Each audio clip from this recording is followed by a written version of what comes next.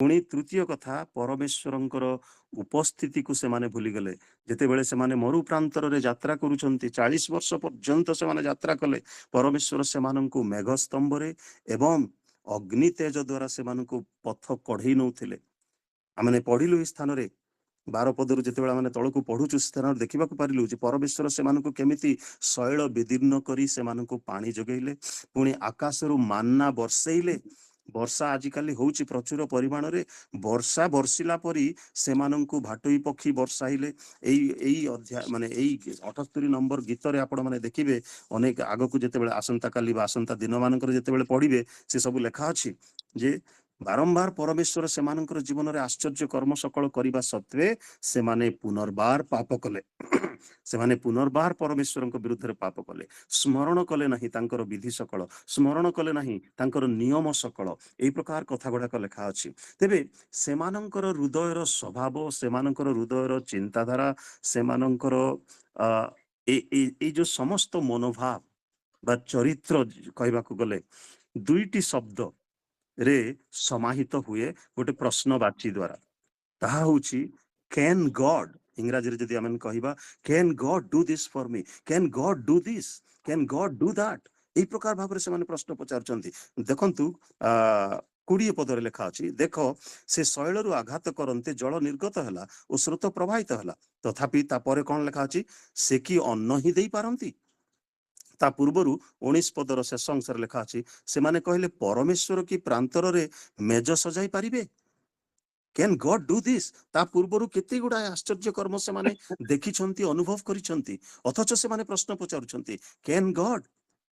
ଆଉ କ୍ୟାନ୍ ଗଡ୍ ଇଂରାଜୀ ଶବ୍ଦକୁ ଯଦି ଆମେ ଓଲଟେଇ ଦେବା କଣ ହବ, God can, right. God can do everything. ଯାହା ଅସମ୍ଭବ ବିଷୟ ସକଳ ପରମେଶ୍ୱର ସମ୍ଭବ କରନ୍ତି, ସେ କଥା ସେମାନେ ବୁଝିପାରୁନାହାନ୍ତି, ହେଜି ପାରୁନାହାନ୍ତି, ବିବେଚନା କରିପାରୁନାହାନ୍ତି। ଏତେ ଏତେ ଆଶ୍ଚର୍ଯ୍ୟ କର୍ମ ସକଳ ସେମାନେ ଅନୁଭବ କରୁଛନ୍ତି, ଦେଖୁଛନ୍ତି। ତେବେ 19 ପଦରେ 20 ପଦରେ ଆମେ ଦେଖିବାକୁ ପାରୁଛୁ, ପରମେଶ୍ୱର କି ପ୍ରାନ୍ତରରେ ମେଜ ସଜେଇ ପାରିବେ, ପରମେଶ୍ୱର କି ଅନ୍ନ ହିଁ ଆମକୁ ଦେଇପାରିବେ। এই ପ୍ରକାର ଭାବରେ ସେମାନେ ପ୍ରଶ୍ନ ପଚାରୁଛନ୍ତି। ଆମେ ସମସ୍ତେ ଜାଣୁ ଯେ ପରମେଶ୍ୱର ତା ତଳ ଅଂଶ ଗୁଡାକରେ ଲେଖା ଅଛି ବା ତା ଉପର ଅଂଶରେ ଲେଖା ଅଛି, ପରମେଶ୍ୱର ସେ ସବୁ ସେମାନଙ୍କୁ ଦେଇଛନ୍ତି। ତେବେ ଏଥିରେ ଆମେ କଣ ବୁଝିବାକୁ ପାରୁଛୁ, କୋଉ ଲେସନ ଆମେ ଶିଖିବାକୁ ପାରୁଛୁ? ଇସ୍ରାଏଲ ଲୋକମାନେ ସେଇ ସମୟରେ they needed a lesson in trust. ପରମେଶ୍ୱରଙ୍କ ଉପରେ ଭରସା କରିବା ବିଷୟରେ, ଆଶା ରଖିବା ବିଷୟରେ, ଆସ୍ଥା ସ୍ଥାପନ କରିବା ବିଷୟରେ ଏକ ଶିକ୍ଷାର ସେମାନଙ୍କର ଆବଶ୍ୟକ ଥିଲା। ତେବେ ଆଇ ରିଅଲାଇଜ୍ଡ, ମୁଁ ବର୍ତ୍ତମାନ ବିବେଚନା କରୁଛି ଏଇ ପଠିତ ଅଂଶରୁ ଆଜିର ପ୍ରାତ କାଳରେ, ଯେ ଆମମାନଙ୍କର ମଧ୍ୟରେ ଅନେକ ଅଛୁ ଯେଉଁମାନେ ଆମେ ମଧ୍ୟ ଈଶ୍ୱରଙ୍କୁ ଏ ପ୍ରକାର ପ୍ରଶ୍ନ ପଚାରିଥାଉ। ଗୋଟେ ପରେ ଗୋଟେ ରୋଗ ବେମାରରୁ ସୁସ୍ଥ ହେଲା ପରେ, ଗୋଟେ ପରେ ଗୋଟେ ସମସ୍ୟା ସମାଧାନ ହେଲା ପରେ, ଗୋଟେ ପରେ ଗୋଟେ ଆଶ୍ଚର୍ଯ୍ୟ କର୍ମ ଆମ ଜୀବନରେ ସାଧିତ ହେଲା ପରେ ମଧ୍ୟ ବେଳେବେଳେ ଆମେ ପ୍ରଶ୍ନ ପଚାରିଥାଉ, ପରମେଶ୍ୱର କଣ ଏମିତି କରିବେ, ପରମେଶ୍ୱର କଣ ସେମିତି କରିବେ, ପ୍ରଭୁ ଯୀଶୁ କଣ ଏମିତି କରିବେ, ପ୍ରଭୁ ଯୀଶୁ କଣ ସେମିତି କରିବେ। ଏଇ ପ୍ରକାର ଭାବରେ ଆମେ ପ୍ରଶ୍ନ ପଚାରିଥାଉ। ଯେଉଁ ପରମେଶ୍ୱର ନୋହଙ୍କ ଜୀବନରେ ତାଙ୍କ ପରିବାରରେ ଆଶ୍ଚର୍ଯ୍ୟ କର୍ମ କଲେ, ଯେଉଁ ପରମେଶ୍ୱର ଅବ୍ରାହାମଙ୍କ ଜୀବନରେ ଆଶ୍ଚର୍ଯ୍ୟ କର୍ମ କଲେ, ଇସାକଙ୍କ ଜୀବନରେ ଆଶ୍ଚର୍ଯ୍ୟ କର୍ମ କଲେ, ଯାକୁବଙ୍କ ଜୀବନରେ ପରିବାରରେ ଆଶ୍ଚର୍ଯ୍ୟ କର୍ମ କଲେ, ଆଜି ସେହି ପରମେଶ୍ୱର ଆମମାନଙ୍କର ମଧ୍ୟ ପ୍ରତ୍ୟେକଙ୍କ ଜୀବନରେ ଦିନ ପ୍ରତିଦିନ ଗୋଟେ ପରେ ଗୋଟେ ଆଶ୍ଚର୍ଯ୍ୟ କର୍ମ ମାନ ସେ କରୁଅଛନ୍ତି। ଆମେ ଦେଖୁଛୁ, ଅନୁଭବ କରୁଛୁ, ଶୁଣୁଛୁ, ଅନେକ ସମୟରେ ସାକ୍ଷ୍ୟ ଗୁଡାକ ଆମେ ଶୁଣିଥାଉ ମଣ୍ଡଳୀ ମାନଙ୍କରେ, ତଥାପି ଆମେ ପୁନର୍ବାର ପାପରେ ପତିତ ହେଇଥାଉ, ପାପ କରିବାକୁ ଅଗ୍ରସର ହେଇଥାଉ। ଯେମିତି ଇସ୍ରାଏଲ ଲୋକମାନେ, ସେମାନେ ପୁନର୍ବାର ପାପ କଲେ, 32 ପଦରେ ଲେଖା ଅଛି, ସେମାନେ ପୁନର୍ବାର ପାପ କଲେ ଏବଂ ତାହାଙ୍କର ଆଶ୍ଚର୍ଯ୍ୟ କ୍ରିୟାରେ ବିଶ୍ୱାସ କଲେ ନାହିଁ ବୋଲି। ତ ସେମିତି ଆଶ୍ଚର୍ଯ୍ୟ କର୍ମ ମାନ ପ୍ରଭୁ ଦୈନନ୍ଦିନ ଜୀବନରେ ଆମମାନଙ୍କ ପାଇଁ କରୁଅଛନ୍ତି। ସେ ଗୌରବମୟ ରାଜା ଅଟନ୍ତି, ସେ ରାଜା ମାନଙ୍କର ରାଜା ଅଟନ୍ତି, ସେ ପରାକ୍ରମୀ ପରମେଶ୍ୱର ଅଟନ୍ତି। ତାଙ୍କର ଗୌରବ, ତାଙ୍କର ମହିମା ସେ ଅନ୍ୟ କାହାକୁ ଦେବା ପାଇଁ ଚାହାନ୍ତି ନାହିଁ। ତଥାପି ଆମମାନେ କଣ କରିଥାଉ ନା ଭୁଲି ଯାଇଥାଉ। ଆଜି ଯେତେ ସବୁ ପ୍ରତିକୂଳ ପରିସ୍ଥିତିର ସମ୍ମୁଖୀନ ଆମମାନେ ସମସ୍ତେ ହେଉଅଛୁ ଆମ ଜୀବନରେ, এই ସମସ୍ତ ପରିସ୍ଥିତିର ସମ୍ମୁଖୀନ ହେବା ସମୟରେ ଆମମାନେ କଣ ଏଇ ଇଂରାଜୀ ଶବ୍ଦକୁ ପଚାରିବା, can God do this for me? ଆମେ କଣ ସେଇ ପ୍ରଶ୍ନ ପଚାରୁଛୁ? ଆଉ ଆମେ କଣ କହିପାରିବା ଯେ yes, God can do this for me? Hallelujah, praise the Lord. God is ଏବୁଲ ପରମେଶ୍ୱର ସମର୍ଥ ଅଟନ୍ତି, ସେ ସର୍ବଶକ୍ତିମାନ ପରମେଶ୍ୱର ଅଟନ୍ତି, ତାହାଙ୍କର ଆଜ୍ଞା ନେଚର ମାନେ। ତେବେ 3ଟା ସିରେ ଯୋଉ କଥା ମୁଁ କହିବା ପାଇଁ ଚାହୁଁଥିଲି, ଦେଖନ୍ତୁ ଏଇ ସ୍ଥାନରେ ଲେଖା ଅଛି। ପ୍ରଥମ କଥା ହଉଛି ଦ କଣ୍ଡିସନ ଅଫ ଦ ପିପଲ। ଲୋକମାନଙ୍କର ଅବସ୍ଥାକୁ ଆପଣମାନେ ଏଇ ସ୍ଥାନରେ ଅବଲୋକନ କରନ୍ତୁ, ବିବେଚନା କରନ୍ତୁ, ଦେଖନ୍ତୁ। ଏଇ ଯୋଉ 12 ପଦରୁ 22 ପଦ ପର୍ଯ୍ୟନ୍ତ ଆମେ ଯାହା ପାଠ କରିଅଛୁ, ସେଠି ଲୋକମାନଙ୍କର କଣ୍ଡିସନ କଥା ଲେଖା ଅଛି। କଣ୍ଡିସନ କଣ ନା, ଦେ ୱେର ଫେଥଲେସ୍ ପିପଲ। ବିଶ୍ୱାସହୀନ ଲୋକମାନେ ଥିଲେ ସେମାନେ, ବିଶ୍ୱାସ ଶୂନ୍ୟ ଲୋକମାନେ ଥିଲେ ସେମାନେ। 20 ପଦରେ ଏବଂ 32 ପଦରେ ଓ 37 ପଦରେ ଯଦି ଆପଣମାନେ ଦେଖିବେ, ସେମାନେ ବିଶ୍ୱାସ କଲେ ନାହିଁ, ସେମାନେ ବିଶ୍ୱାସ କଲେ ନାହିଁ। ସେମାନେ ପ୍ରଶ୍ନ ପଚାରୁଛନ୍ତି, ସନ୍ଦେହ କରୁଛନ୍ତି ପରମେଶ୍ୱରଙ୍କର ଶକ୍ତିରେ, ପରମେଶ୍ୱରଙ୍କର ଉପସ୍ଥିତିରେ, ପରମେଶ୍ୱରଙ୍କର ସମସ୍ତ କାର୍ଯ୍ୟରେ, ବା ସେମାନେ এই ପ୍ରକାର ତାଙ୍କର ପ୍ରତିଜ୍ଞା ଗୁଡ଼ିକରେ ସେମାନେ କ'ଣ କରୁଛନ୍ତି ନା ଅବିଶ୍ୱାସ କରୁଛନ୍ତି, ସନ୍ଦେହ କରୁଛନ୍ତି। they were faithless people। ଯୋଉ ଲୋକମାନଙ୍କୁ ପରମେଶ୍ୱର ନିଜର ଲୋକ ବୋଲି କହିଥିଲେ, ବାରମ୍ବାର ସେମାନଙ୍କ ଜୀବନରେ ଆଶ୍ଚର୍ଯ୍ୟ କର୍ମ ଗୁଡାକ ସାଧନ କରି ସେ କଢେଇ ଆଣୁଛନ୍ତି, ତଥାପି ସେ ଲୋକମାନେ କ'ଣ କରୁଛନ୍ତି ନା କୌଣସି ରିଜର୍ଭେସନ ନଥାଇ ସଦାପ୍ରଭୁଙ୍କ ଠାରେ ସେମାନେ ବିଶ୍ୱାସ କରିବାର ଥିଲା। ଏତେ ସବୁ ଆଶ୍ଚର୍ଯ୍ୟ କର୍ମ ଦେଖିବା ସତ୍ତ୍ୱେ କିନ୍ତୁ ବାରମ୍ବାର ସେମାନେ ପରମେଶ୍ୱରଙ୍କ ଠାରେ ବିଶ୍ୱାସ ହରେଇ ବସୁଥିଲେ, ବିଶ୍ୱାସ କରିବାରେ ଦୁର୍ବଳ ହେଇ ପଡୁଥିଲେ। ସେମାନଙ୍କର ବିଶ୍ୱାସ ନଥିଲା ବୋଲି ବାକ୍ୟ କହୁଛି। 3ଟି ପଦରେ ଆମେ ଦେଖିବାକୁ ପାରୁଛୁ, 20 ଏବଂ 32 ପଦରେ, ପୁଣି 37 ପଦରେ। ସେ 37 ପଦରେ ଲେଖା ଅଛି, ତାହାଙ୍କ ନିୟମରେ ବିଶ୍ୱସ୍ତ ନଥିଲେ। they were not faithful। ସେମାନଙ୍କର ବିଶ୍ୱାସ ନଥିଲା, ବିଶ୍ୱାସ ଥିଲେ ସେମାନେ ବିଶ୍ୱସ୍ତ ହେଇଥାନ୍ତେ। ଆଉ ଆମେ ଦେଖିବାକୁ ପାରୁଛୁ କ'ଣ କ'ଣ ଲେଖାଯାଏ। ମରୁଭୂମିରେ ପରମେଶ୍ୱର ଯେତେବେଳେ ସେମାନଙ୍କୁ କଢେଇ ନେଉଛନ୍ତି, ସେମାନେ କ'ଣ କଲେ ନା ତାହାଙ୍କୁ ଅସନ୍ତୁଷ୍ଟ କଲେ। 40 ପଦରେ ଆପଣମାନେ ଆସନ୍ତା କାଲି ହୁଏତ ତାହା ପଢିବେ। ମରୁଭୂମିରେ ତାହାଙ୍କୁ ସେମାନେ ଅସନ୍ତୁଷ୍ଟ କଲେ, ସେମାନେ ପରୀକ୍ଷା କଲେ ପରମେଶ୍ୱରଙ୍କୁ, ସେମାନେ ବିରକ୍ତ କଲେ ପରମେଶ୍ୱରଙ୍କୁ, ତାଙ୍କ ପ୍ରତିକୂଳରେ କଥା କହିଲେ ପରମେଶ୍ୱରଙ୍କୁ। ପୁଣି 22 ପଦରେ ଲେଖା ଅଛି, ପରମେଶ୍ୱରଙ୍କ ଠାରେ ବିଶ୍ୱାସ କଲେ ନାହିଁ ଓ ତାହାଙ୍କ ପରିତ୍ରାଣରେ ନିର୍ଭର ରଖିଲେ ନାହିଁ। ଯୋଉ ପରିତ୍ରାଣ ସାଧନ କର୍ତ୍ତା ପରମେଶ୍ୱର ଆପଣା ପୁତ୍ରଙ୍କୁ ପଠେଇ ପରିତ୍ରାଣ ସାଧନ କଲେ, ବିନା ମୂଲ୍ୟରେ ସେ ପରିତ୍ରାଣ ଆମେ ପାଇଲୁ, ସେମାନଙ୍କୁ ଉଦ୍ଧାର କଲେ ମୋଶାଙ୍କ ଦ୍ୱାରା, ଜିହୋସିଓଙ୍କ ଦ୍ୱାରା, ଅଥଚ ସେମାନେ ଭୁଲିଗଲେ ସେ ଉଦ୍ଧାରର କାର୍ଯ୍ୟକୁ, ଆଶ୍ଚର୍ଯ୍ୟ କର୍ମ ସକଳକୁ ସେମାନେ ଭୁଲିଗଲେ। ଭୁଲକ୍କଡ ଲୋକମାନେ ସେମାନେ ଥିଲେ। they were faithless people। ପୁଣି ଦ୍ୱିତୀୟ କଥା କହିବି ଯେ ସେମାନେ ତା ପୂର୍ବରୁ କହିବି ଯେ ଅନେକ ସମୟରେ ଆମମାନଙ୍କର ଜୀବନରେ ପରିସ୍ଥିତି ଠିକ୍ ଇସ୍ରାଏଲୀୟ ମାନଙ୍କ ପରି ହେଇଥାଏ। ସଦାପ୍ରଭୁ ପରମେଶ୍ୱର ଠାରେ ବିଶ୍ୱାସ ରଖିବାରେ, ଭରସା ରଖିବାରେ, ଆଉ ତାଙ୍କ ନିୟମ ପାଳନ କରିବା ପରିବର୍ତ୍ତେ ଆମେ କ'ଣ କରିଥାଉ, ବିଶ୍ୱାସର ସହିତ ଜୀବନ ଯାପନ ନ କରି ଅବିଶ୍ୱାସୀ ହେଇଥାଉ। ସେଥିପାଇଁ ପ୍ରଭୁ ଯୀଶୁ ଥୋମାଙ୍କୁ କହିଲେ, ଯୋଉ ଥୋମା ଯୀଶୁଖ୍ରୀଷ୍ଟଙ୍କ ସହିତ 3.5 ବର୍ଷ ପର୍ଯ୍ୟନ୍ତ ପାଖରେ ରହି ଏତେ ସବୁ ଆଶ୍ଚର୍ଯ୍ୟ କର୍ମ ଦେଖିଲେ, ଏତେ ସବୁ ଆଶ୍ଚର୍ଯ୍ୟ କର୍ମର ସହଭାଗୀ ଥିଲେ, ସହକର୍ମୀ ଥିଲେ, ଅଥଚ ପ୍ରଭୁ ଯୀଶୁ ତାଙ୍କୁ ଯୋହନ 20 ଅଧ୍ୟାୟର 27 ପଦରେ କ'ଣ କହିଲେ? ଯୀଶୁ ଥୋମାଙ୍କୁ କହିଲେ, ତୁମର ଆଙ୍ଗୁଳି ବଢାଇ ମୋର ହାତ ଦେଖ, ତୁମର ଆଙ୍ଗୁଳି ବଢାଅ, ମୋର ଆଙ୍ଗୁଳିରେ ସ୍ପର୍ଶ କର, ଆଉ ତୁମର ହାତ ବଢାଇ ମୋର କକ୍ଷ ଦେଶରେ ଦିଅ। ତାପରେ ଗୋଟିଏ କଥା କହିଲେ, ଅବିଶ୍ୱାସୀ ନ ହୋଇ ବିଶ୍ୱାସୀ ହୁଅ। ଅବିଶ୍ୱାସୀ ନ ହୋଇ ବିଶ୍ୱାସୀ ହୁଅ। ପ୍ରଭୁ ଯୀଶୁ ଥୋମାଙ୍କୁ ସେ କଥା କହିଲେ। ସେ ଯେତେବେଳେ ତା ପୂର୍ବରୁ ଶିଷ୍ୟମାନେ ତାଙ୍କୁ ଯେତେବେଳେ କହିଲେ, ଆମେ ଗୁରୁଙ୍କୁ ଦେଖିଅଛୁ, ପୁନରୁତ୍ଥିତ ଯୀଶୁଙ୍କୁ ଦେଖିଅଛୁ, ଥୋମା ଅନୁପସ୍ଥିତ ଥିଲେ। ସେ କହିଲେ, ମୁଁ ନ ଦେଖିଲେ ମୁଁ ବିଶ୍ୱାସ କରିବି ନାହିଁ। ଆମମାନଙ୍କ ଜୀବନରେ ସେ ପ୍ରକାର ବେଳେବେଳେ ଆମେ ଦାବି କରିଥାଉ ଯେ ପ୍ରଭୁ ମୋର ଜୀବନରେ ଏମିତି କରିବାର ଅଛି, ତେବେ ଯାଇକରି ମୁଁ ବିଶ୍ୱାସ କରିବି, ନହେଲେ ମୁଁ ବିଶ୍ୱାସ କରିବି ନାହିଁ। କିନ୍ତୁ ପ୍ରଭୁ ବାକ୍ୟରେ କହନ୍ତି, ଯୋଉମାନେ ନ ଦେଖି ବିଶ୍ୱାସ କରିଅଛନ୍ତି ସେମାନେ ଧନ୍ୟ। ଆଜି ଇସ୍ରାଏଲର ଏତେ ସବୁ କାର୍ଯ୍ୟକ୍ରମ, ସୁଫସାଗରକୁ ବିଭକ୍ତ କରିବା, ଆମେ ତ ଦେଖିନାହୁଁ, ଜଳରାଶି ତୁଲ୍ୟ ସମୁଦ୍ର ଭାଗ ହେଇଗଲା, ଠିଆ ହେଇଗଲା, ଇସ୍ରାଏଲୀୟ ଲୋକମାନେ ଶୁଖିଲା ଭୂମିରେ ପାର ହେଲା ଭଳି ପାର ହେଲେ, ସେ ସବୁ ଆମେ ଦେଖିନାହୁଁ, କିନ୍ତୁ ପଢୁଛୁ ଏବଂ ବିଶ୍ୱାସ କରୁଅଛୁ। এই সমস্ত আশ্চর্য কর্মরে ଆମେ ବିଶ୍ୱାସ କରୁଅଛୁ। ଝଡ଼ ତୋଫାନକୁ ଯୀଶୁ ବନ୍ଦ କଲେ। ଏ ସମସ୍ତ ଆଶ୍ଚର୍ଯ୍ୟ କର୍ମ ଶିଷ୍ୟମାନେ ପାଖରେ ଥାଇ ସେମାନେ ମାନେ ଆବାଜ ଦେଇ ଧମକ ଦେବା କଥା, କିନ୍ତୁ ସେମାନେ ତାହା କଲେ ନାହିଁ।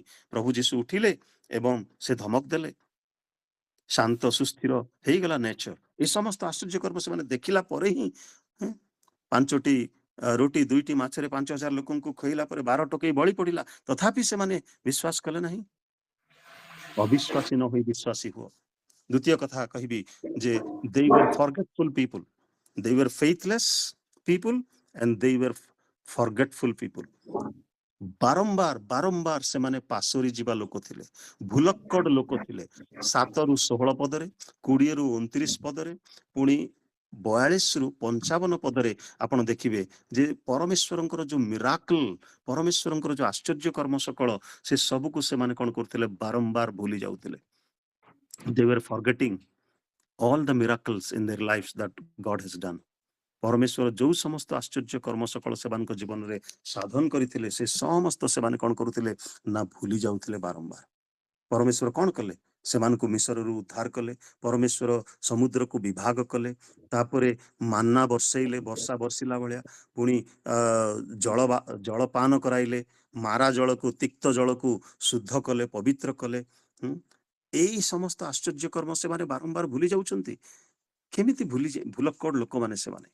ଏତେ ସବୁ ଆଶ୍ଚର୍ଯ୍ୟ କର୍ମ ଅନୁଭବ କଲା ପରେ ସେମାନେ ନିଶ୍ଚିତ ଭାବରେ ଭୁଲି ଯିବାର ନଥିଲା, ବଟ୍ ବାଇବେଲ କହୁଛି ଯେ they forgot everything। ଆଉ ପାପ କଲେ, ଏ ସମସ୍ତ ଭୁଲି ଯାଉଛନ୍ତି ଏବଂ ପାପ କରୁଛନ୍ତି ସେମାନେ। ଅନ୍ୟ ଦେବାଦେବୀର ପଛରେ ଯିବା ପାଇଁ ପଛଘୁଞ୍ଚା ଦଉନାହାନ୍ତି ସେମାନେ। ଏହି ପ୍ରକାର ଭାବରେ ତାଙ୍କର ବ୍ୟବସ୍ଥା ଅନୁସାରେ ଚଳିବା ପାଇଁ ସେମାନେ ଅସ୍ୱୀକାର କଲେ। ସେଥିପାଇଁ ପୂର୍ବରୁ ଲେଖାଗଲା ଏଇ 78 ଗୀତ ନମ୍ବର 78ର 1ରୁ ପ୍ରାୟ 9-10 ପଦ ପର୍ଯ୍ୟନ୍ତ ଲେଖା ଅଛି, ସନ୍ତାନ ମାନଙ୍କୁ ଏ ସବୁ କହିବା ପାଇଁ, ସ୍ମରଣ କରିବା ପାଇଁ, ଯେପରି ସେମାନେ ପରମେଶ୍ୱରଙ୍କୁ ଭୁଲି ଯିବେ ନାହିଁ, ପରମେଶ୍ୱରଙ୍କର ଶକ୍ତିକୁ ଭୁଲି ଯିବେ ନାହିଁ, ପରମେଶ୍ୱରଙ୍କର ପ୍ରତିଜ୍ଞାକୁ ଭୁଲି ଯିବେ ନାହିଁ, ପରମେଶ୍ୱରଙ୍କର ଉପସ୍ଥିତିକୁ ଭୁଲି ଯିବେ ନାହିଁ। ତାକୁ ମନେ ପକେଇ ଦେବା ପାଇଁ ଏ ସମସ୍ତ କଥା ଏକ ସ୍ମରଣୀୟ ବ୍ୟବସ୍ଥା ପୁସ୍ତକ ଭାବରେ ଆମମାନଙ୍କ ନିକଟରେ ଦିଆଯାଇଅଛି। ନିଜର ଅନ୍ତଃକରଣ ଯଥାର୍ଥ ରୂପେ ସେମାନେ ସୁସ୍ଥିର କଲେ ନାହିଁ ବୋଲି ବାକ୍ୟରେ ଲେଖା ଅଛି। ତୃତୀୟ ସିରେ they were foolish people। ସେମାନେ ଅବୋଧ ଲୋକ ଥିଲେ, ମୂର୍ଖ ଲୋକ ଥିଲେ। ସେମାନେ ପ୍ରଶ୍ନ ପଚାରୁଛନ୍ତି, ରାଇଟ୍? ଏ ସ୍ଥାନରେ ପ୍ରଶ୍ନ ପଚାରୁଛନ୍ତି 20 ପଦରେ ଏବଂ 21 ପଦରେ, କ୍ୟାନ୍ ଗଡ୍ ଡୁ ଦିସ୍? ମୂର୍ଖ ମନେ ମନେ କୁହେ ପରମେଶ୍ୱର ନାହାନ୍ତି ବୋଲି। ଏ ସ୍ଥାନରେ ପରମେଶ୍ୱରଙ୍କର ନିଜସ୍ୱ ଲୋକ, ଯୋଉମାନଙ୍କୁ ମନୋନୀତ ବଂଶ ବୋଲିକିରି ଉପାଧି ଦିଆଯାଇଛି, ରାଜକୀୟ ଯାଜକ କୁଳ ବୋଲିକିରି ଉପାଧି ଦିଆଯାଇଛି, ତୁମ୍ଭେ ମୋହର ଲୋକ ବୋଲି ପରମେଶ୍ୱର ମୋହର ଲଗେଇ ଦେଇଛନ୍ତି। ଏଇ ଲୋକମାନେ କଣ କରୁଛନ୍ତି?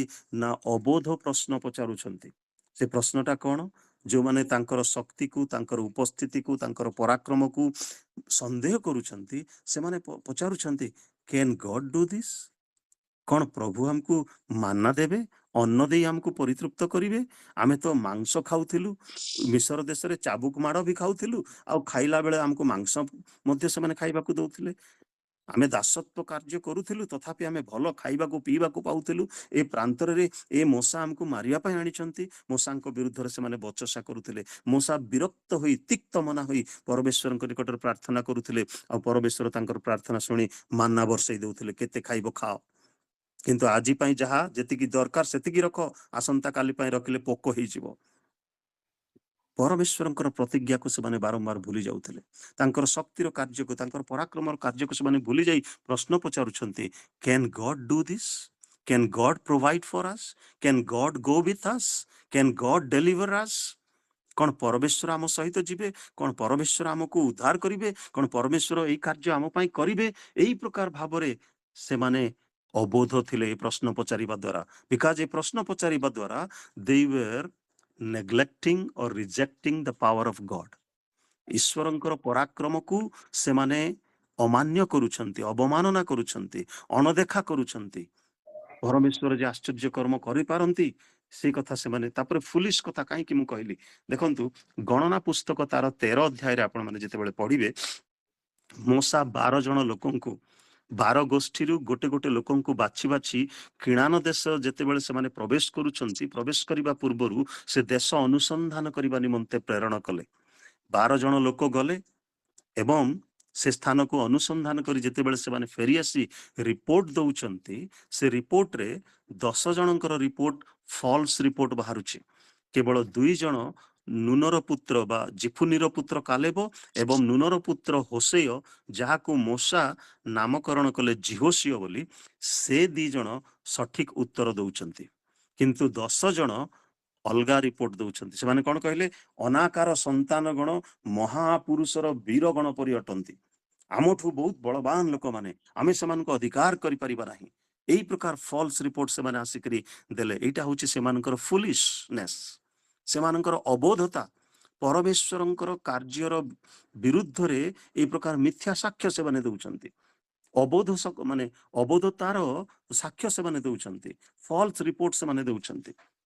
ସେଥିପାଇଁ ସେମାନଙ୍କୁ କୁହାଗଲା ଫୁଲିଶ ବୋଲିକରି।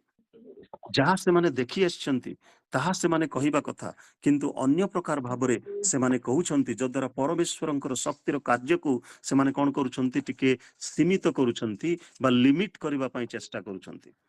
ଗଣନା 13 ଅଧ୍ୟାୟର 33 ପଦରେ ଯଦି ଆପଣ ମାନେ ପଢିବେ, ସେ ସ୍ଥାନରେ ଲେଖା ଅଛି ଯେ କିଣାନ ଦେଶ ଅନୁସନ୍ଧାନ କରୁ କରୁ ଅନାକାର ସନ୍ତାନ ଗଣ, ସେମାନେ ଜାୟାଣ୍ଟ ମହାବୀର ଜାତ, ଅନାକାର ସନ୍ତାନ ମହାବୀର ଗଣକୁ ଆମେ ଦେଖିଲୁ। এই ପ୍ରକାର ଭାବରେ ସେ ଶବ୍ଦଟି ଲେଖା ଅଛି। ଦ୍ୱିତୀୟ କଣ୍ଡିସନ କହିବି, ଦ କ୍ୟାରେକ୍ଟର ଅଫ ଦେयर ଗଡ। ପ୍ରଥମ ହେଲା ଦ କଣ୍ଡିସନ ଅଫ ଦ ପିପୁଲ। ସେ କଣ୍ଡିସନ ରେ ଆମେ ଦେଖିଲୁ ସେମାନେ ଫେଥଲେସ୍, ସେମାନେ ଫରଗେଟଫୁଲ, ସେମାନେ ଫୁଲିଶ ଲୋକ ଥିଲେ। ଦ୍ୱିତୀୟ ହଉଛି ଦ କ୍ୟାରେକ୍ଟର ଅଫ ଦେयर ଗଡ। ଏଇ ସ୍ଥାନରେ ଯାହା ସବୁ ଆମେ ପାଠ କଲୁ, ଏଥିରେ ପରମେଶ୍ୱରଙ୍କର ଚରିତ୍ର, ପରମେଶ୍ୱରଙ୍କର ସ୍ୱଭାବ ବର୍ଣ୍ଣନା କରାଯାଇଅଛି। 5 ପଦରୁ 7 ପଦରେ ଯଦି ଦେଖିବା, ପରମେଶ୍ୱରଙ୍କର ବ୍ୟବସ୍ଥା ବିଷୟରେ ଲେଖାଯାଏ, ପ୍ରତିଜ୍ଞା ବିଷୟରେ ଲେଖା ଅଛି। ଗଡ୍ସ ପ୍ରମିସେସ୍, ପରମେଶ୍ୱର ତାଙ୍କର ପ୍ରତିଜ୍ଞା ରକ୍ଷା କରିବାରେ ଅଟଳ ଓ ବିଶ୍ୱସ୍ତ ପରମେଶ୍ୱର ବୋଲି ବାଇବେଲ ଆମକୁ ପ୍ରମାଣ ଦିଏ। ଆଉ ପରମେଶ୍ୱର ଯାହା କହନ୍ତି ତାହା ସେ କରନ୍ତି। ହି is faithful in his ପ୍ରମିସେସ୍। Garh hasn't changed, ପରମେଶ୍ୱର କେବେ ପରିବର୍ତ୍ତନ ହେଇନାହାନ୍ତି। ନା ବଦଲନେ ବାଲା ପରମେଶ୍ୱର ହେ वो, ସେ ପରିବର୍ତ୍ତନ ହୁଅନ୍ତି ନାହିଁ। କିନ୍ତୁ ମନୁଷ୍ୟମାନଙ୍କର ଅନୁତାପର ସହିତ ଯେତେବେଳେ ପରମେଶ୍ୱରଙ୍କ ନିକଟକୁ ସେମାନେ ଫେରନ୍ତି, ସେତେବେଳେ ସେ ତାଙ୍କର ମନ ବଦଳାନ୍ତି। ଷ୍ଟିଲ୍ ଗଡ୍ ହୁ କିପ୍ସ ହିଜ୍ ପ୍ରମିସେସ୍। ଆଜି ଆମମାନଙ୍କ ଜୀବନରେ ମଧ୍ୟ ସେ ତାଙ୍କର ପ୍ରତିଜ୍ଞା ସକଳ ସଫଳ କରିବା ପାଇଁ ସଦା ବିଶ୍ୱସ୍ତ ଅଟନ୍ତି। ଆପଣମାନେ ଯଦି ପଢିବେ, everything he has promised, he will do it, he will fulfil it, he will keep it. ରୋମିଓ 4:21, ଏବ୍ରି ତାର 6:18 ପଦ। ପୁଣି ଯଦି ଦେଖିବେ ଆପଣ ମାନେ ଗଣନା 23:19 ପଦ, ପୁଣି ତିତସ 1:2 ପଦ, ଏ ସମସ୍ତ ପଦ ଗୁଡିକରେ ପରମେଶ୍ୱରଙ୍କର ପ୍ରତିଜ୍ଞାମୂଳକ ବାକ୍ୟ ସବୁ ଲେଖା ଅଛି, ତାଙ୍କର ପ୍ରମିସେସ୍। ଆଉ ବାଇବେଲ ତ ଅନେକ ଜାଗାରେ ପରମେଶ୍ୱରଙ୍କର ପ୍ରତିଜ୍ଞା ବିଷୟରେ ଆମକୁ କହିଥାଏ। ଦ୍ୱିତୀୟ କଥା, ଦ୍ୱିତୀୟ କ୍ୟାରେକ୍ଟର ବା ପରମେଶ୍ୱରଙ୍କର ଦ୍ୱିତୀୟ ସ୍ୱଭାବ ଆମେ ଦେଖିବାକୁ ପାରୁଛୁ, ହିଜ୍ ପରଫର୍ମାନ୍ସେସ୍। ପରମେଶ୍ୱରଙ୍କର ପରଫର୍ମାନ୍ସ, ପରମେଶ୍ୱରଙ୍କର ଯୋଉ କାର୍ଯ୍ୟ କରିବାର ଶକ୍ତି, ଓକେ, ଥ୍ରୁ ଆଉଟ୍ ଦି ହିଷ୍ଟ୍ରି। ବାଇବେଲ ଇତିହାସରେ, ଇସ୍ରାଏଲର ଇତିହାସରେ ଆମେ ଦେଖିବାକୁ ପାରୁଛୁ ଯେ ଏ ଲୋକମାନେ କଣ କଲେ ନା ପରମେଶ୍ୱରଙ୍କର ଉପସ୍ଥିତିକୁ ଅନୁଭବ କଲେ, ପରମେଶ୍ୱରଙ୍କର ଶକ୍ତିର କାର୍ଯ୍ୟ ସବୁକୁ ଦେଖିଲେ। ତଥାପି ସେମାନେ ପରମେଶ୍ୱର ଯୋଉ ପ୍ରକାର ଭାବରେ ତାଙ୍କର ଶକ୍ତିର କାର୍ଯ୍ୟକୁ ଡିମନଷ୍ଟ୍ରେସନ କଲେ, ପ୍ରଦର୍ଶନ କଲେ, ତାଙ୍କର ମାଇଟି power he displayed, he demonstrated in the midst of his people all the miracles, ସମସ୍ତ ଆଶ୍ଚର୍ଯ୍ୟ କର୍ମ ତାଙ୍କର ଶକ୍ତି ଦ୍ୱାରା, ତାଙ୍କର ପରାକ୍ରମ ଦ୍ୱାରା ସେ ସାଧନ କଲେ। ଜଷ୍ଟ ଇମାଜିନ, ଗୋଟେ କଳ୍ପନା କରନ୍ତୁ, how God parted the Red Sea, ପରମେଶ୍ୱର କେମିତି ସେ ସମୁଦ୍ରକୁ ବିଭାଗ କଲେ। ଚିନ୍ତା କରନ୍ତୁ, ଆମେ ତ ମୁଭିରେ ଦେଖିଛୁ ଅନେକ ସମୟରେ, ଆଉ how he poured out manna from heaven, ସ୍ୱର୍ଗୀୟ ମାନ୍ନା ସେମାନଙ୍କୁ ଦେଲେ। ଆଜି ମୀନା ଭଉଣୀ କହୁଥିଲେ ଯେ ବାକ୍ୟର ସ୍ୱର୍ଗୀୟ ମାନ୍ନା ଆଜି ଆମେ ପାଇବା, ସଂଗ୍ରହ କରିବା ବୋଲି। ଆଶା କରେ କେତେ ପରିମାଣରେ ଆପଣ ମାନେ ସଂଗ୍ରହ କରିବେ ମୁଁ ଜାଣେ ନା, ବଟ୍ ପ୍ରଭୁ ପରମେଶ୍ୱର ବର୍ଷାକୁ ଦେଲା ଭଳିଆ, ବର୍ଷେଇଲା ଭଳିଆ ମାନ୍ନା ସେମାନଙ୍କୁ ପ୍ରଦାନ କଲେ। 40 ବର୍ଷ ପର୍ଯ୍ୟନ୍ତ ମରୁ ପ୍ରାନ୍ତରରେ ଯାତ୍ରା କରିବାକୁ ଦେଲେ, ସେମାନଙ୍କର ପାଦର ପାଦୁକା ଛିଣ୍ଡିଲା ନାହିଁ, ସେମାନଙ୍କର କପଡା ଜୀର୍ଣ୍ଣ ହେଲା ନାହିଁ ବୋଲି ବାକ୍ୟରେ ଲେଖା ଅଛି। ଲୁଗା ଛିଣ୍ଡିଲା ନାହିଁ ଏବଂ ପାଦୁକା ଜୀର୍ଣ୍ଣ ହେଲା ନାହିଁ। ଏହି ପ୍ରକାର ଭାବରେ ପରମେଶ୍ୱର ସେମାନଙ୍କ ଜୀବନରେ ଆଶ୍ଚର୍ଯ୍ୟ କର୍ମ ଗୁଡାକ ସାଧନ କରିଛନ୍ତି। ତଥାପି ସେମାନେ ପରମେଶ୍ୱରଙ୍କୁ ଭୁଲି ଯାଉଛନ୍ତି। କେତେ ଭୁଲକ୍କଡ଼ ଲୋକମାନେ, କେତେ ଅମାନିଆ ଲୋକମାନେ, କେତେ ଅବିଶ୍ୱସ୍ତ ଲୋକମାନେ ସେମାନେ। ଏଇଟା ଆମକୁ ବୁଝିବାକୁ ପଡିବ, ଜାଣିବାକୁ ପଡିବ ଏବଂ ଆମମାନେ ସେମାନଙ୍କର ମାନେ ସୁରେ ରଖିବା, ସେମାନଙ୍କର ପାଦୁକାରେ ଆମେ ନିଜ ନିଜକୁ ରଖିବା ଏବଂ ଦେଖିବା ଆଜି ଆମର ବିଶ୍ୱାସର ପରିମାଣ କୋଉଠି, ଆମର ଆତ୍ମିକ ଯାତ୍ରାରେ ଆମେ କେତେ ଦୂର ପରମେଶ୍ୱରଙ୍କ ଠାରେ ବିଶ୍ୱସ୍ତ ଅଛୁ, କେତେ ଦୂର ପରମେଶ୍ୱରଙ୍କର ଏହି ଶକ୍ତିର କାର୍ଯ୍ୟକୁ ଏବଂ ତାଙ୍କର ପ୍ରତିଜ୍ଞା ଗୁଡ଼ିକକୁ, ତାଙ୍କର ଉପସ୍ଥିତିକୁ ଅନୁଭବ କରୁଅଛୁ ଦୈନନ୍ଦିନ ଜୀବନରେ। ଦିବସରେ ମେଘସ୍ତମ୍ଭ ଦ୍ୱାରା, ରାତ୍ରିରେ ଅଗ୍ନିସ୍ତମ୍ଭ ଦ୍ୱାରା ପରମେଶ୍ୱର ସେମାନଙ୍କୁ ପଥ କଢ଼େଇ ନଉଥିଲେ, ତଥାପି ଏ ସମସ୍ତ କଥାକୁ ସେମାନେ ଭୁଲିଗଲେ। God has done all these things. He performed all these things in their life. ସେମାନଙ୍କ ଜୀବନରେ ଏ ସମସ୍ତ ସେ ସାଧନ କଲେ, ଅଥଚ ସେମାନେ ଭୁଲି ଯାଉଛନ୍ତି। ତୃତୀୟ କଥା କହିବି ତାଙ୍କର ଚରିତ୍ର ସମ୍ପର୍କରେ, ଯେ ପରମେଶ୍ୱରଙ୍କର ଚରିତ୍ର ସମ୍ପର୍କରେ, ହିଜ୍ ପାୱାର। ଆମେ ଦେଖିଲୁ his promises, his performances and his power. ତାଙ୍କ ଶକ୍ତିର କାର୍ଯ୍ୟ ସ୍ଥାନରେ ବର୍ଣ୍ଣନା କରାଯାଇଅଛି। ବାଇବେଲ ଇତିହାସରେ ସଦାପ୍ରଭୁ ପରମେଶ୍ୱର ପ୍ରମାଣ ସିଦ୍ଧ କରିଅଛନ୍ତି। କଣ? ତାଙ୍କର ସର୍ବଶକ୍ତିମାନ ପରମେଶ୍ୱର ସେ ଅଟନ୍ତି, ସାର୍ବଭୌମ ପରମେଶ୍ୱର ସେ ଅଟନ୍ତି। ସମସ୍ତ ଦେବାଦେବୀ ମାନଙ୍କର ଅପେକ୍ଷା ସେ ମହାନ ପରମେଶ୍ୱର ଅଟନ୍ତି। ତାଙ୍କ ତୁଲ୍ୟ ପରମେଶ୍ୱର ଆଉ କେହି ନାହିଁ। କାହା ସାଙ୍ଗରେ ମୋର ତୁଳନା କରିବ? ପରମେଶ୍ୱର ବାର ବାର କହିଛନ୍ତି। ଭାବବାଦୀ ମାନଙ୍କ ଦ୍ୱାରା ମଧ୍ୟ ଇସ୍ରାଏଲୀୟ ମାନଙ୍କୁ ସେ ବାରମ୍ବାର ମନେ ପକେଇ ଦଉଛନ୍ତି। ତଥାପି ଭୁଲକ୍କଡ଼ ଲୋକମାନେ, ସମସ୍ତ ପ୍ରତିକୂଳ ପରିସ୍ଥିତିକୁ ନିୟନ୍ତ୍ରଣ କରିବାର ସାମର୍ଥ୍ୟ, ଶକ୍ତି ପରମେଶ୍ୱରଙ୍କର ଅଛି। ମିଶ୍ରୀୟ ଦେବତାଗଣ ଠାରୁ, ଅମାଲେକୀୟ ମାନଙ୍କ ଠାରୁ, ପଲେଷ୍ଟୀୟ ମାନଙ୍କ ଠାରୁ ଆମମାନଙ୍କର ସଦାପ୍ରଭୁ ପରମେଶ୍ୱର ମହାନ ଓ ବଳବାନ ଅଟନ୍ତି ଓ ସମର୍ଥ ପରମେଶ୍ୱର ଅଟନ୍ତି। ହାଲେଲୁୟା। ସେ ସମସ୍ତ ଶକ୍ତିର ଆଧାର ଅଟନ୍ତି, ସେ ସମସ୍ତ ଶକ୍ତିର ସ୍ରୋତ ଅଟନ୍ତି। ଗୋଟେ ଜାଗାରେ ସେ ପ୍ରକାର ଲେଖାଗଲା, ସେ ସମସ୍ତ ବିଷୟର ସ୍ରୋତ ଅଟନ୍ତି ବୋଲି। ରାଇଟ୍? এই ସ୍ଥାନରେ ଆମେ ଆଜି ପଢୁ ପଢୁ ଦେଖିଲୁ କୌଣସି ଏକ ପଦରେ ଲେଖା ଅଛି ସେ ସ୍ରୋତ ବୋଲିକିରି। ସେ ଯାହା ହଉ, ପରମେଶ୍ୱର ସମସ୍ତ ଶକ୍ତିର ସ୍ରୋତ ଅଟନ୍ତି। ଲୁକ ମାଥ୍ୟୁ 28 ପଦ, 18 ପଦ, ମାଥ୍ୟୁ 28 ପଦରେ, ସ୍ୱର୍ଗ ଓ ପୃଥିବୀର ଶକ୍ତି ପରାକ୍ରମ ମତେ ଦତ୍ତ ହେଇଛି, ମୁଁ ତୁମକୁ ସେଇ ଶକ୍ତିରେ ପଠଉଅଛି। ଗ୍ରେଟ୍ କମିଶନରେ ଯେତେବେଳେ ପ୍ରଭୁ ଯୀଶୁ ପଠେଇଲେ, ଲୁକ 1:37 ଦ ପାୱାର ଅଫ ଗଡ୍ କଥା ଲେଖା ଅଛି। ଆୟୁବ 42:2 ପଦରେ ମଧ୍ୟ ଆମେ ଦେଖିବାକୁ ପାରୁଛୁ ଯେ ଈଶ୍ୱରଙ୍କ ଶକ୍ତିର କାର୍ଯ୍ୟ ସେ ସ୍ଥାନରେ ଲେଖା ଅଛି।